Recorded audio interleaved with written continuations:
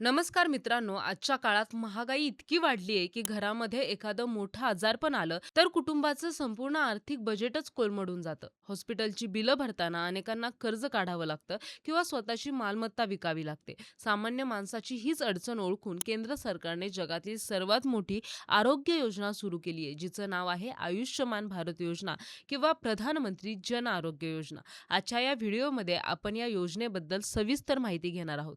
ही योजना नक्की काय आहे, कोणाला याचा फायदा मिळतो आणि अर्ज करण्यासाठी कोणती कागदपत्रे लागतात, या सर्व गोष्टी आपण आज अगदी सोप्या भाषेत समजावून घेणार आहोत. चला तर मग सुरुवात करूया. त्याआधी चॅनलला सबस्क्राईब करा आणि व्हिडिओ शेवटपर्यंत नक्की बघा. नमस्कार, मी ऋतुजा आणि तुम्ही पाहताय थेट वास्तव. आयुष्यमान भारत ही योजना केंद्र सरकारची एक अत्यंत महत्वाकांक्षी आरोग्य विमा योजना आहे, जी प्रामुख्याने गरीब आणि आर्थिकदृष्ट्या दुर्बल घटकांसाठी सुरू करण्यात आली आहे. या योजनेचा मुख्य उद्देश हा आहे की पैशाअभावी कोणाचेही उपचार थांबू नयेत. या योजनेअंतर्गत पात्र कुटुंबांना दरवर्षी 5 लाख रुपयांपर्यंतचा मोफत उपचार विमा दिला जातो. हे उपचार तुम्ही सरकारी हॉस्पिटलमध्येच नाही, तर योजनेशी जोडलेल्या खाजगी हॉस्पिटलमध्ये सुद्धा घेऊ शकता. ही योजना सुरू झाल्यापासून कोट्यावधी भारतीयांना याचा लाभ मिळाला आहे आणि गंभीर आजारांच्या काळात ही योजना अनेकांसाठी देवदूतही ठरली आहे.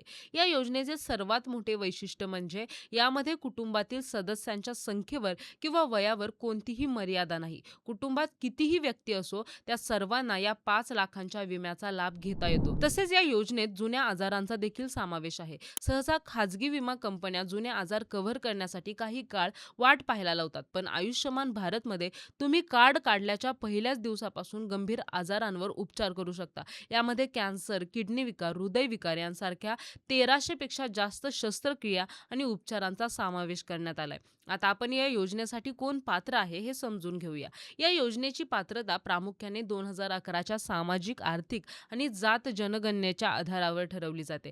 ग्रामीण भागासाठी काही विशिष्ट निकष आहेत, जसे की ज्यांच्याकडे कच्चे घर आहे, ज्या कुटुंबात 16 ते 59 वयोगटातील कोणताही प्रौढ पुरुष सदस्य नाही किंवा जे भूमिहीन मजूर आहेत, अशा कुटुंबांना या योजनेचा लाभ मिळतो. याशिवाय अनुसूचित जाती आणि जमातींमधील कुटुंबांना, ज्यांचे घर महिला चालवते, अशा कुटुंबांना प्राधान्य दिलं जातं.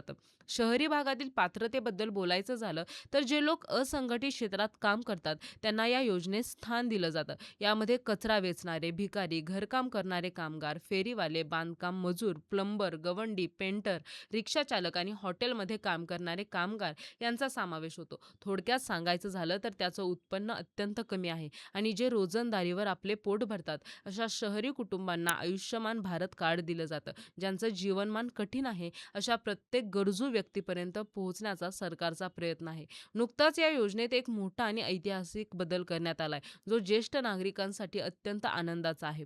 आता 70 वर्षावरील सर्व ज्येष्ठ नागरिकांना, मग ते कोणत्याही आर्थिक वर्गातील का असेनात, आयुष्यमान भारत योजनेचा लाभ घेता येणार आहे. तुमच्या कुटुंबाचे उत्पन्न कितीही असो किंवा तुम्ही कोणत्याही जातीचे असो, जर तुमचे वय 70 पेक्षा जास्त असेल, तर तुम्हाला 5 लाख रुपयांपर्यंतचा मोफत आरोग्य विमा मिळतो. यामुळे वृद्ध काळात येणाऱ्या मोठ्या आजारांच्या खर्चापासून ज्येष्ठ नागरिकांना आणि त्यांच्या कुटुंबाला मोठा दिलासा मिळालाय. अनेकांना प्रश्न पडतो की या योजनेसाठी अर्ज कसा करायचा आणि कोणती कागदपत्रे लागतात. सर्वात महत्त्वाचं कागदपत्र म्हणजे तुमचं आधार कार्ड. आधार कार्ड हे तुमच्या ओळखीचा आणि वयाचा सर्वात मोठा पुरावा आहे. यासोबतच तुमच्याकडे रेशनिंग कार्ड असणंही आवश्यक आहे, कारण रेशन कार्डवरून तुमच्या कुटुंबातील सदस्यांची माहिती मिळते. जर तुमचे नाव पात्रता यादीत असेल, तर केवळ या 2 कागदपत्रांच्या आधारे तुमचे आयुष्यमान कार्ड किंवा गोल्डन कार्ड सहज बनवून घेऊ शकता. काही वेळा रहिवासी दाखला किंवा उत्पन्नाचा दाखला देखील विचारला जाऊ शकतो. जर तुम्हाला पाहायचे असेल की तुमचे नाव या योजनेच्या यादीत आहे की नाही, तर तुम्ही घर बसल्या ते तपासू शकता. तुम्हाला आयुष्यमान भारतच्या अधिकृत वेबसाईटवर म्हणजेच pmjay.government.in वर जाऊन एम आय एलिजिबल या पर्यायावर क्लिक करावे लागेल. तिथे तुमचा मोबाईल नंबर टाकून OTP मिळवावा लागेल आणि त्यानंतर तुमचे राज्य निवडणूक, रेशन कार्ड नंबर किंवा नावावरून तुमची पात्रता तपासता येईल. जर तुमचे नाव यादीत नसेल, तर तुम्ही तुमच्या जवळच्या सेतू सुविधा केंद्रात म्हणजे CSC सेंटरमध्ये जाऊन अधिक माहिती घेऊ शकता किंवा टोल फ्री नंबरवर कॉल करू करू शकता. कार्ड काढल्यानंतर त्याचा वापर कसा करायचा हे जाणून घेणं देखील तितकंच महत्त्वाचं आहे. जेव्हा घरातील एखादी व्यक्ती आजारी पडते, तेव्हा तिला योजनेशी संलग्न असलेल्या हॉस्पिटलमध्ये नावं द्यावी लागतात. हॉस्पिटलमध्ये गेल्यानंतर तिथे असलेल्या आयुष्यमान मित्र या प्रतिनिधीला भेटावे लागते. तो प्रतिनिधी तुमच्या कागदपत्रांची पडताळणी करतो आणि उपचारांची प्रक्रिया सुरू करतो. उपचाराचा सर्व खर्च सरकार थेट हॉस्पिटलला देते. तुम्हाला तिथे एक रुपयाही रोख देण्याची गरज नसते. याला कॅशलेस सुविधा म्हणतात, ज्यामुळे रुग्णाच्या नातेवाईकांची धावपळ होत नाही. आयुष्यमान भारत योजनेअंतर्गत उपचाराच्या खर्चात केवळ हॉस्पिटलमधील बेड चार्जेस किंवा शस्त्रक्रिया खर्चच नाही, तर औषधे, तपासणी आणि डॉक्टरांची फी याचाही समावेश होतो. विशेष म्हणजे रुग्ण हॉस्पिटलमध्ये भरती होण्याच्या 3 दिवस आधीचा खर्च आणि डिस्चार्ज मिळाल्यानंतर 15 दिवसांपर्यंतचा औषधोपचारांचा खर्च या योजनेतून मिळतो. त्यामुळे रुग्णाला घरी आल्यानंतरही औषधांच्या खर्चाची चिंता राहत नाही. ही एक पूर्णतः पारदर्शक प्रक्रिया आहे, ज्यावर सरकारचे सतत लक्ष असते, जेणेकरून कोणत्याही रुग्णाची फसवणूक होणार नाही. कोणत्याही योजनेची दुसरी बाजू म्हणजे त्यातून काय वगळलं गेलं आहे. आयुष्यमान भारत योजनेत काही गोष्टींचा समावेश नाही, हे सुद्धा तुम्हाला माहीत असायला हवे. उदाहरणार्थ, जर तुम्हाला केवळ OPDमध्ये जाऊन डॉक्टरांना दाखवायचं असेल आणि औषधे घ्यायची असतील, तर त्याचा खर्च या योजनेत मिळत नाही. या योजनेचा लाभ घेण्यासाठी रुग्णाला किमान 24 तास हॉस्पिटलमध्ये भरती होणं अनिवार्य आहे. तसेच कॉस्मेटिक सर्जरी, ड्रग्ज रिहॅबिलिटेशन किंवा प्रजनन उपचार यांसारख्या काही विशिष्ट सेवा या योजनेच्या कक्षेत येत नाहीत. भारतातील आरोग्य व्यवस्थेत क्रांती घडवून आणण्याचं काम या योजनेनं केलं आहे. पूर्वी गरीब माणूस मोठ्या आजाराला घाबरून हॉस्पिटलमध्ये जात नसे, पण आता हक्काच्या कार्डमुळे तो सन्मानाने मोठ्या खाजगी हॉस्पिटलमध्ये जाऊन उपचार घेऊ शकतो. यामुळे केवळ मृत्यूदर कमी झाला नाही, तर गरीब कुटुंबाची आर्थिक स्थिती खालावण्यापासून देखील वाचलेली आहे.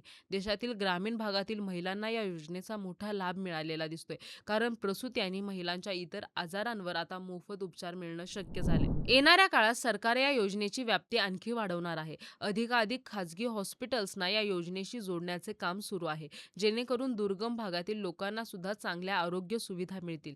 डिजिटल हेल्थ मिशन अंतर्गत आता प्रत्येक नागरिकाचा हेल्थ डाटा सुरक्षित ठेवला जात आहे, ज्यामुळे भविष्यात डॉक्टरांना जुने रिपोर्ट न पाहता सुद्धा रुग्णाची माहिती मिळू शकेल. आयुष्यमान भारत कार्ड हे केवळ एक प्लास्टिकचे कार्ड नसून ते प्रत्येक गरीबासाठी आरोग्याचे सुरक्षा कवच बनलंय.